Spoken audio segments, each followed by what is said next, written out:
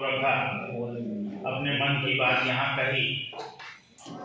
हमने यहाँ पर एक डॉक्यूमेंट्री के माध्यम से बताने का भी प्रयास किया, आपको दिखाने का प्रयास किया, और आपने देखा भी होगा कि किस तरह से, किस दिशा की ओर हम चल रहे हैं, किस तरह से हमारे को जो है प्रगति करनी है, लेकिन वो सस्टेनेबल होनी चाहिए।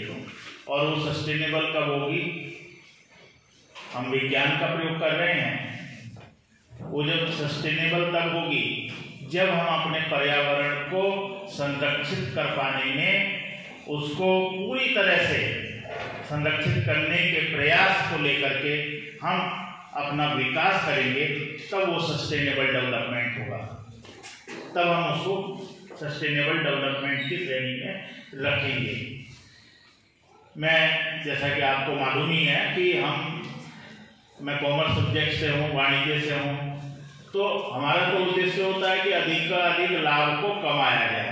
और जैसा कि आप देख रहे थे उस डॉक्यूमेंट्री में भी, तो उस डॉक्यूमेंट्री में अगर आपने ध्यान से देखा होगा कि जब अमेरिका पर इतना बड़ा हमला हो गया, तो अमेरिका के जो प्रेसिडेंट हैं उन्होंने क्या कहा?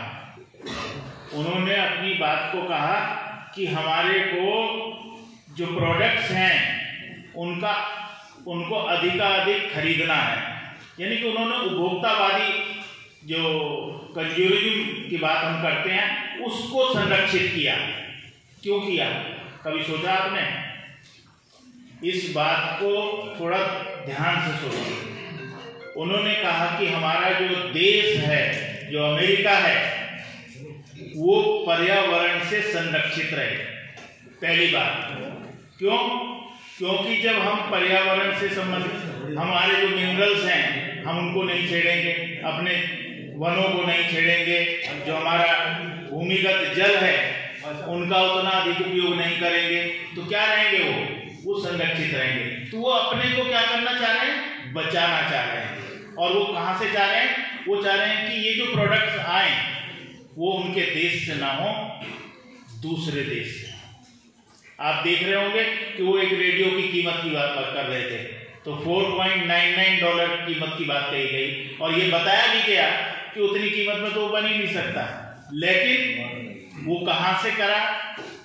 दूसरे देशों से किया, और फिर उसके बाद जो है वहाँ से उन पर्यावरण के को नियोजित करके अपने जो साधन थे, उन साधनों का वहाँ क्या किया गया? अनुकूलतम उपयोग नहीं किया गया। वहाँ ऑप्टिमाइजेशन की बात नहीं की गई। वहाँ उनका पूरी तरह से 100% जो है विदोहन किया गया। जितना मैक्सिमम हो सकता था उनको विदोहित किया गया, और उसके बाद जो है वो प्रोडक्ट तैयार हुए।